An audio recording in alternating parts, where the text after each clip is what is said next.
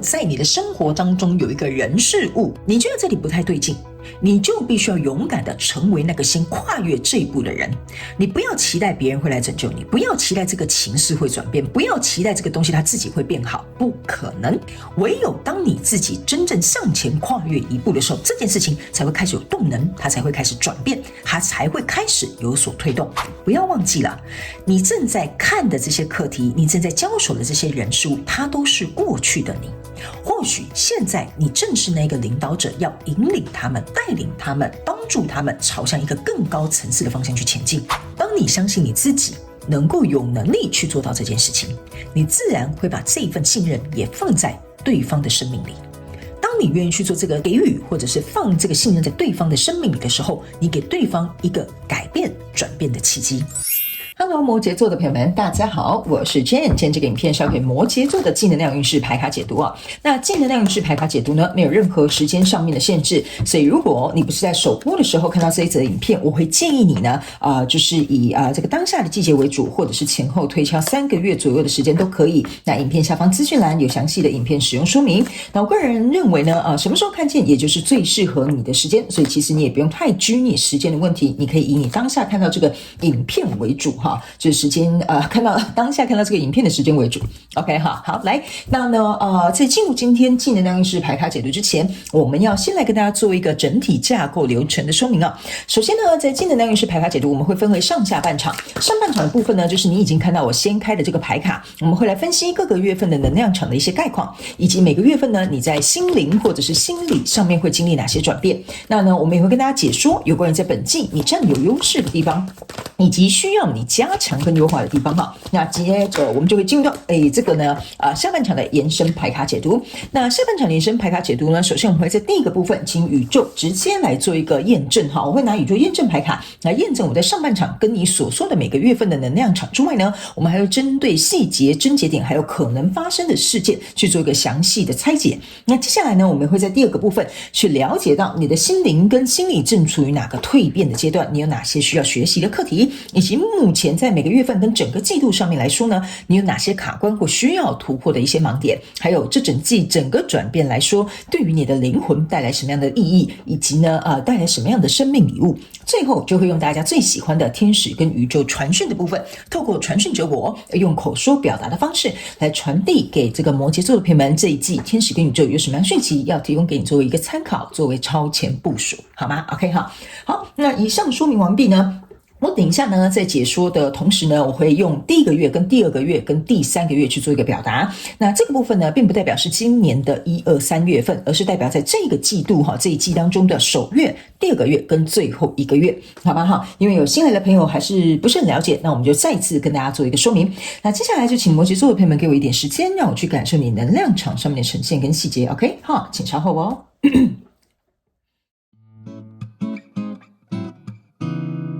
Hello， 大家好，我是Jane，非常感谢所有愿意在影片下方留言反馈以及按赞分享的观众朋友们，因为有你们的支持，才会有我的存在。所以如果呢，你还想要收听更多不同多元丰富的精彩内容，请你一起来收听我的主题广播节目，以及订阅我的电子报，就会收到最新的第一手消息。那如果呢，你还有其他的问题，也欢迎你点开影片下方的资讯栏，就可以找到所需要的答案。接下来就让我们一起来收看今天精彩的影片内容吧。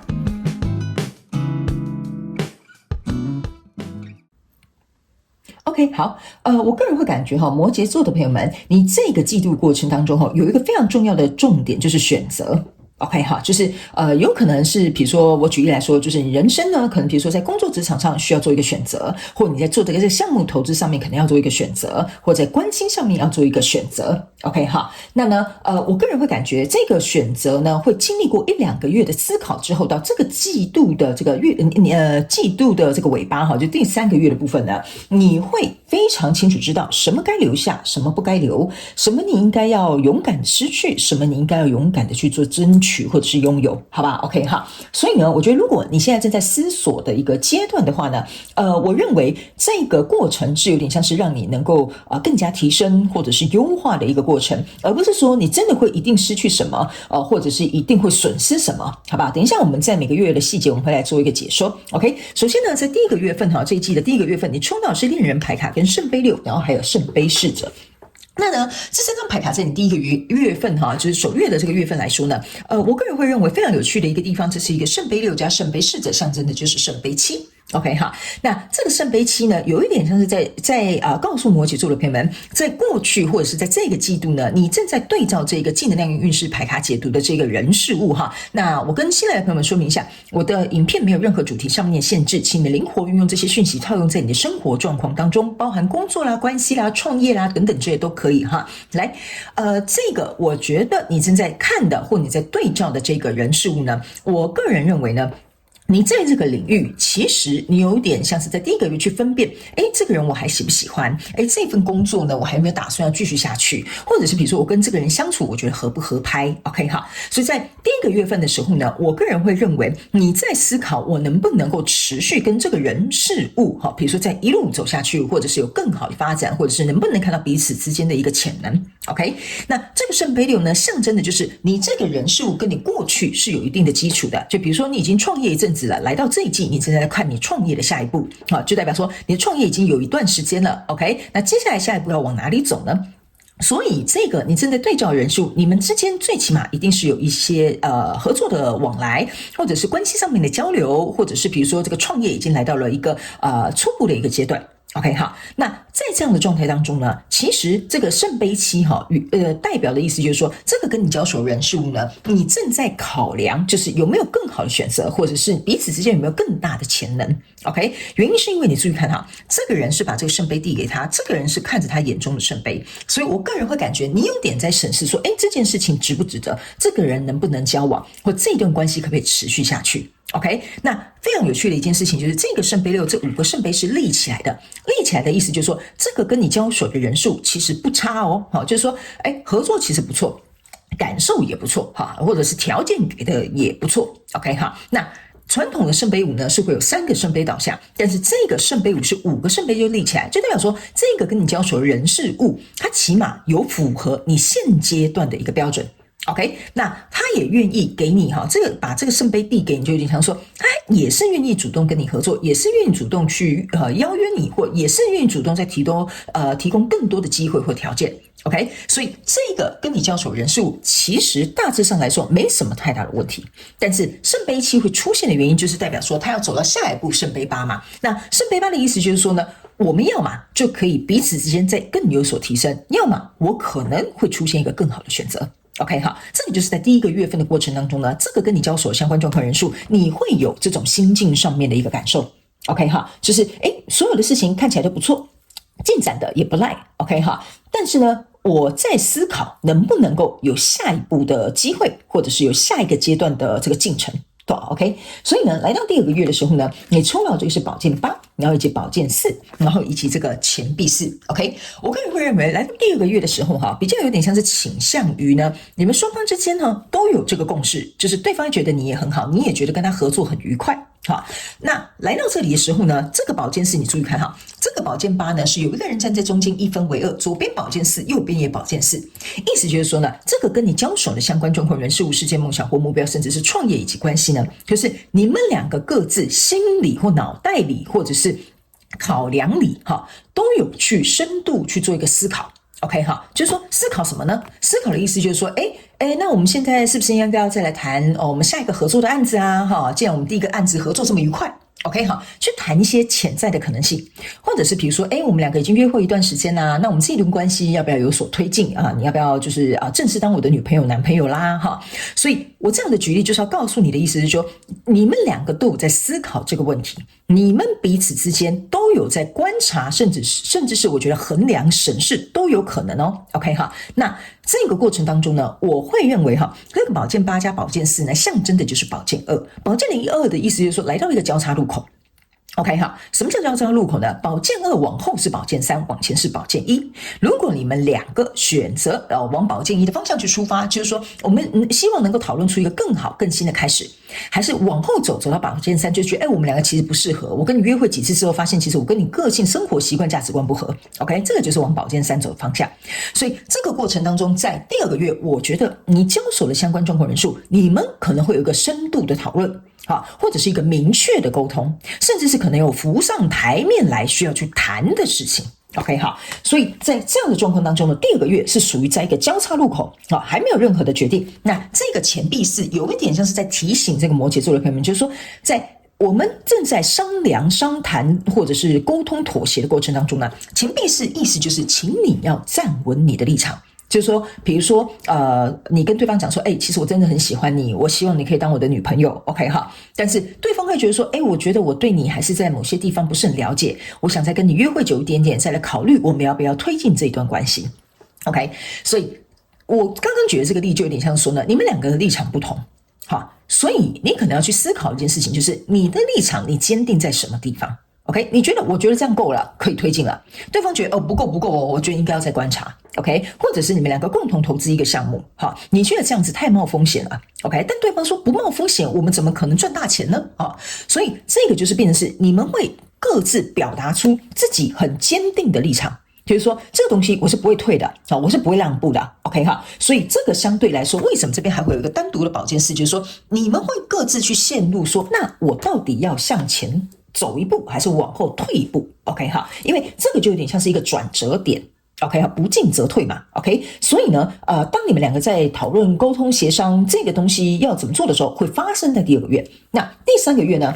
就是这一季度的最后1个月是吊人牌卡，然后呢，以及钱币3，然后还有这个圣杯8。OK 哈，我个人会感觉来到第3个月，你给我的这个能量场的意思就是说，你呢，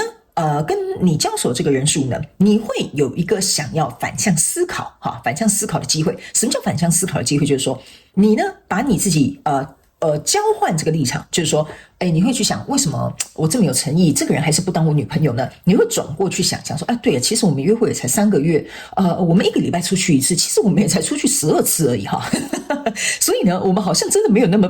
了解彼此，对吧？所以说我是不是猴急了点啊？还是说我是不是太着急了这样子哈？所以你会换一个立场去想，这个合作如果要成 ，OK 哈，你会把自己放在对方的立场里，好，就你会去想，对，我觉得其实对方讲的蛮有道理的，但是我也有我自己的坚持嘛。那对方考量的点是什么呢？他在乎的点是什么呢？我觉得在第3个月你会有机会反过来去思考这件事情。而不是像第2个月这么的坚定 ，OK 哈。第2个月有点像说，我们先都放到台面上，我们都先把最丑的丑话讲在前头都先拿出来给你看一下。那在第3个月的时候，会为了这一个跟你交手的人数，你会开始有一个转向。反向思维，或者是站在对方的立场，或者是考量对方的这个他正在思考的这个可能跟你不太一样，可能有冲突面或对立面的这个地方。OK， 那这张牌卡是一个圣杯8。OK 哈，这个圣杯8象征的意思就是说，你呢，其实在背后这边有8个圣杯哈，象征的意思是说，其实你跟这个人已经交往就是约会一阵子了，你跟这个人已经共同合作一阵子了，或者是这个创业你也投入好多心力了。OK 哈，那这个时候呢，你转向的时候看向这一片山哈，这边有一个山丘啦，然后有一个月亮哈 ，OK， 这个时候呢是第3个月，我个人会感觉为什么你会愿意转换思维去思考这个东西，就是因为你会觉得说，其实我已经投入8个圣杯了，我们两个之间如果协调的好，那其实我们就会变成是互相给予对方这个圣杯的人。意思就是说，这8个圣杯呢，加上你给我，我给你手上这2个圣杯，我们2个是可以共同创造圣杯10的。那这5个圣杯立在地板上的，象征的意思就是说，从过去其实一直都是蛮不错的，只是10个圣杯除以2就代表5。对不对 ？OK 好，我知道我这边好像在讲数学题哈，但是你如果是新来朋友，你要跟上我，就是为什么我是用这样解牌的方式哈。那10个圣杯除以5的意思就是说，如果你不拿出5杯，我不拿出5杯，那我们2个是没有办法共同去创造圣杯10的。所以在第3个月的过程当中呢，我个人会认为你比较像是有一点在思考说 OK， 既然我们要一人出一半，是不是这样说，对吧？我们要一人出一半，那我要看一下，就是说我要看一下我们这一人出一半到底会不会让我开心跟快乐？这个是这两张牌卡是比较像是你站在对方立场下，这张牌卡比较有点像是我站在我自己的立场再想一遍。OK， 为什么呢？因为下面5个圣杯承接上面3个圣杯，意思就是说，如果我出这5个圣杯给你 ，OK， 那我上面最起码我要开心快乐。OK， 那再往上叠2个圣杯，就是你跟我，所以我们造就了这10个圣杯。所以在第3个月，我个人会认为你比较有点像是说，好 ，OK， 那我们要怎么做，我们可以获得一个双赢的局面。所以呢，这个结果哈，我认为有些人你应该是在第3个月会比较明确了。或者是有一些你会再往后推下一季哈，你会觉得我们沟通协商之后协调好，那就这样吧。OK 哈，可能是在下一季才会出现。所以呢，我会认为你在这一季的过程当中，应该会有一些细节症结点。我们等一下在下半场的延伸牌卡解读，我们再来看这些事件跟症结点在哪里，好吧 ？OK 哈，接下来呢，我们先来看一下，在每个月份你的心灵跟心理上面会经历什么样的转变，好吧 ？OK 哈，我个人会感觉某部分摩羯座的朋友们哈。你在交手的这个人事物呢，它是非常极大考验你的价值系统。我这样讲好不好？比如说呢，以前的你哈，比如说以前的你这样的方法你是不接受的，行不通的。但这个跟你交手相关状况的人士，我觉得他在这一季有点考验。为什么说叫做考验你的价值系统？就是你会觉得我以前那个想法会不会太绝对了，或太决绝了？那这一季跟你交手的这个人数，你会觉得说 ，OK， 那或许我跟他们价值观不一样，我跟他们的想法不一样，我跟他们的信念不一样。是不是其实有一些值得探索的地方？这是这一季我觉得你的能量场里面给我一个很强大的一个能量哈。它虽然有点像是在挑战你的价值系统，但是相对的也会提升你的价值系统。OK 哈，就代表说你的容许率吧，或者是容量哈，可以变得更大哈。容量我不知道这样形容对不对，但是我觉得你可以了解我的意思哈。所以呢，来到这个第1个月份，你的心灵跟心理经历哪些转变哈？这张牌卡就是告诉你，无所畏惧，对不起，大舌头哈，请就是 be fearless， 就是感到无所畏惧或勇敢哈，不好意思，有时候翻译比较不好。OK， 这张牌卡象征的意思就是说呢，在第1个月份的过程当中哈，我个人会认为某部分的巨蟹座的朋友们，你在心灵跟心理上面的转变，有一点像是说呢，因为这个人会冲击你的这个价值系统。所以相对来说，你会觉得我会受到威胁 ，OK 哈，或者是这个东西可能是停滞的。那停滞的这个状况当中，你会有点像是看不见未来的发展，所以相对对你来说，这也是另外一种挑战啊，就是我们心里的这种安全感的挑战 ，OK 哈。所以这张牌卡指的是你在第1个月份的过程当中。不管这个东西是停滞的，或者是停滞并不代表它不顺哈，我是指它就是这样顺很平凡哈，就像一个很没有这种极端的这种溪流哈，它就是那种小小的溪流，这样很稳定的在那边走。但是对于某部分摩羯座的朋友们来讲，你会觉得这不是一个稳定，这不是这个没有在进步啊。OK 好，所以这对你来讲也会造成一种威胁感。OK 好，我觉得我这样形容你应该能够理解。所以这张牌卡有一点像是说，在第1个月你的心理跟心灵的一个状态就是不进则退。为什么我刚刚会讲不进则退哈？就会是变成是如果不进则退，那我这个人不就比如说没有达成我想要的创业的成就，或者是这一段关系就没有达成我想要推进的结果。或者是比如说我现在正在做的这份工作，那我也不知道我未来我的生涯规划发展会发生什么 OK 哈，所以这张牌卡有一点像说呢，即使在第1个月你目前看起来这个现状可能就是还不错，平凡无奇 OK， 但是你不要因为这样子吓到你自己，就是说有些时候没事就是一件好事OK 哈，所以这张牌卡有一点像是在表达这样的意味，就是说有些时候没事其实是一个好事，但你不要过分的去放大那些所谓你心里负面的一些想法或感受，或者是觉得这样才是对或那样才是不对 OK 哈。那来到第2个月份呢，我们来看一下你抽到这张牌卡哈，就是说仔细去看你自己的字哈，就是说 watch your words OK， 就有点像说这个是一个叫什么鹦鹉 OK 哈，这个鹦鹉呢有点像是鹦鹉，就是会模仿人说话嘛，对不对？你讲什么，它就会学你嘛，它就会把它讲出来，是这样说。第2个月份呢，我个人会认为哈，我刚刚有讲，第二个月份是你们要把所有丑的东西搬在台上或者是要沟通放在台上嘛。我刚刚就有跟你说了，这就是为什么我在第二个月感觉到有很多你来我往沟通的这种能量，或协商协调的能量，或者是把话说开来打开天窗说亮话的能量，就是在第二个月。OK， 所以在第二个月的时候，为什么要特别提醒你的字眼就是说你在跟这个人沟通挑选的智慧、沟通的方式、表达的样子，或者是比如说你说的话是不是对方的语言，这个是在第二个月份你在心里可能会经历这样的转变，就是你可能会觉得说这个人怎么那么难沟通啊，我这样讲他怎么听不懂啊 OK 因为你们两个人可能沟通的不是彼此思维或逻辑上的用词，所以非常有可能会导致一些没有必要的沟通上面的误会，或者是有理说不清或者是你觉得他很蠢，怎么都听不到你在讲什么 OK 所以在第二个月份，我觉得你会在这个用字遣词沟通能力上面做一个学习 OK， 但是这个会对你来讲很不舒服，因为你会觉得我讲得很干净利落，我讲得很干脆，你到底是哪里不懂 OK 但他就是真的不懂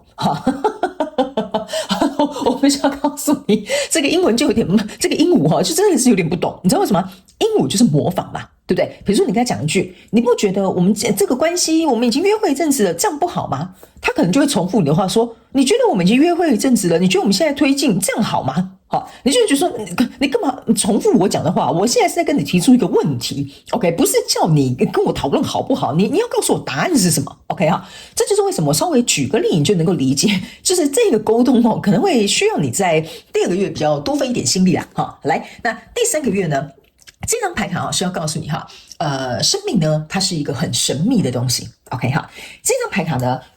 为什么会出现在你的这个第三个月，就是代表说我刚刚有讲的，在整个季度会很挑战你的价值系统。那这个为什么叫做生命是一个很神秘的东西呢？就是我刚刚是不是有跟你说，当你的价值系统被挑战了，或被扩张了，或者是被这个人的这个人事物去诱发你必须得去做一个调整跟改变或扩充的时候呢，你会觉得我天哪，我竟然会浪费这个时间跟这个人事物你可能会这样想，或者是我为什么需要跟这样的人事物去做一个纠缠或做一个沟通，或我可能还要持续跟他进行下去 OK 那这个时候你来到第三个月的时候，你才能够去理解为什么前面这1-2个月，甚至在更过去，我说你们有一些人是跟过去这个人事物可能已经有一个基础，会有一个合作，有一个往来嘛，所以你到这里你才会意识到为什么这个人事物要出现在你的生活当中，这是第一点你的心灵跟心理会领悟这件事情 OK 第二点就是当这一件事情在这个1到2月的过渡期的时候呢，你才会开始明白说原来这样的安排是因为我要学习什么OK 所以呢这张牌卡有一点像是说你在第3个月的心灵跟心理上面呢会有一些转变，说我领悟到这个道理了，我可以理解了 OK 好，我好像升级了透过这个人数你会达到一个升级的一个改变，所以你刚开始看不太出来这边隐藏什么样的礼物，但是在第3个月你就会看得懂了OK 那整个季度呢来到这边你抽到的是一个这叫什么长颈鹿 OK 你看吧，这就是我刚刚跟你讲的 see the big picture， 就是说这张牌卡让你在第3个月领悟的时候，为什么会说整个季度是围绕这个长颈鹿的牌？因为长颈鹿脖子很长嘛，它很高嘛，所以它是所有的动物里面可以看得最远的那个OK， 但是由于你现在深陷在这个课题或这个人数的这个练习里面，所以你只能看到说这个人怎么听不懂我在讲什么我这样子说明了他也听不懂我都这样子跟他要求了他也不答应你只能看到眼前的东西，你没有办法看得很广，看得很宽，所以这个长颈鹿的意思，象征的意思就是说，你会透过这一季的这个人事物，你会开始学习说，有时候要往后退一步，你才会看见更远的路；有时候你必须要站高一点点，你才能够看这个状态更加的长远。OK， 所以这一张长颈鹿呢，是对你来讲有非常巨大的意义，就是说，你不能再以你自己的观点、以你自己的价值观、以你自己的系统来觉得我这样才是正确，我这样才是对，我这样觉得没有什么太大的问题啊 No， 那是因为这个世界上有很多跟我们不一样的人，所以为什么会说你这一场这个挑战会扩充你的价值系统，或者是你可以把它转换成扩充你的眼界，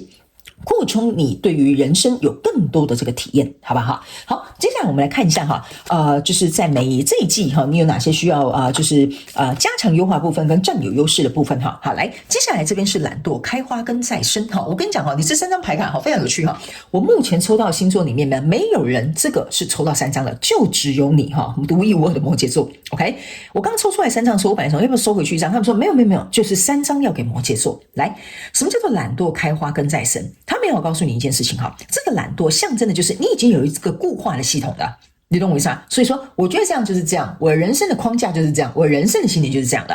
开花的意思就是说，你必须要让这件事情能够去蹦出一个火花，能够让它有再一次开展的机会，你才能够再进行一个重生。所以他没有告诉你，在这个季度的过程当中，你的优势就是你是一个可以重新就是你可以变成 2.0 或甚至是 3.0 的一个状态，这个是你的优势，因为你本身就是不断的会增强的一个星座就是你只要给你时间，给你空间，你是一个会越来越强大的一个星座嘛，摩羯座的朋友们，对吧？这个就是你的优势。但你要加强优化的部分，就是说在这个懒惰的部分，有可能是你会有点固执，或你懒得跟别人说明。就像我刚刚跟你讲嘛，我懒得跟你说了我觉得你怎么讲都听不懂。OK， 这个懒惰就是你必须要加强优化的部分，因为这个代表懒惰不是说你这个人真的懒惰懒惰有点像说你这个人会容易固化、僵化，或者是没有办法去有弹性或者是能够去兼容，这个就是你要去加强优化的部分。在这一季，你一定会透过这个人数去练习这个部分。好吧 ，OK 哈，那大家呢，摩羯座的朋友们不用太担心哈。反正等一下呢，我们接下来要进入到下半场延伸牌卡解读了。那下半场延伸牌卡解读呢，我会更加详细的来跟你说明在各个月份我会用宇宙验证牌卡来验证，每个月份跟这整个季度呢有什么样的症结点跟细节，甚至会发生什么样的事件，我们在下半场来进行一个揭露。还有，我刚刚有说了，你这一季会透过这个人数学到很多东西，我们在下半场一起来分析你的心灵正处在哪个蜕变的阶段，每个月有哪个蜕变的课题，以及每个月还有整个季度你目前卡关跟需要突破的盲点有哪些。好，接着呢，我们会来跟大家分享这整个转变对于你灵魂所带来的意义，以及可能生命为你带来的礼物是什么。 OK， 最后我们会用大家最喜欢的天使跟宇宙传讯的部分，透过传讯者我用口说表达的方式来听看看天使跟宇宙有什么样讯息，希望我在这一季能够超前部署告诉你，好吧 OK 哈。所以呢，如果你也想要进入到我们下半场的延伸牌卡解读呢，我们的延伸牌卡解读的连结就在影片下方的资讯栏第一行，很容易找得到。 OK， 欢迎你们以行动来支持我们的频道。 OK， 那我也希望上半场的这个技能量运势牌卡解读可以为这个摩羯座的朋友们带来一点简单的轮廓分析。 OK 哈，那在此非常感谢摩羯座的朋友们来收看我的影片，也希望你会喜欢。那我们就下半场延伸牌卡解读见咯，拜拜。